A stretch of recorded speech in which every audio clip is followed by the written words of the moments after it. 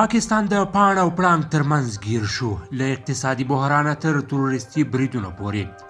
د پاکستان د تباهۍ په هکله وروستي جزئیات څه دي او په پاکستان کې څه روان دي؟ ویډیو کې وګورئ او چینل سبسکرایب کړئ. درنو لیدونکو السلام علیکم. پاکستان چې 220 میلیونه نفوس لري، له اقتصادي بحران سره مخ دی چې کارپوهانو یې بېساری بللی دی. دغه هیواد د اقتصادي بحران ترڅنګ له ژورو او پیچلو سیاسي ننګونو سره لاس او ګریوان دی چې د اقتصادي بحران شدت یې زیات کړی او پاکستان یې د بشري ناورین په څنډه کې اچولی دی. د پاکستان ستراتیژیکې څېړنې ښیي چې دغه هیواد د امنیتي لحاظ هم په حساس حالت کې دی او په بېلابېلو برخو کې د وسلوالو بریدونه 50 سلنه ډېر شوي دي.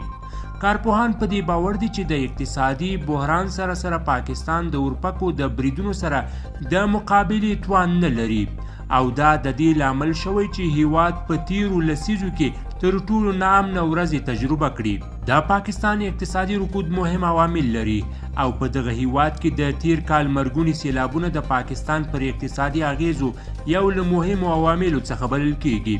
د نړیوال بانک د موندنو له مخې په پاکستان کې د وروستیو سیلابونو له امله د اوښتو زیانونو کچه 40 میلیارډ ډالر اټکل شوې ده او دغه زیان پاکستان د خوراکي توکو له کمښت، د اقلیمي سختو ګواښونو، د پاکو اوبو له نشتوالي او د بېلابېلو ناروغیو له خپرېدو سره مخ کړی دی.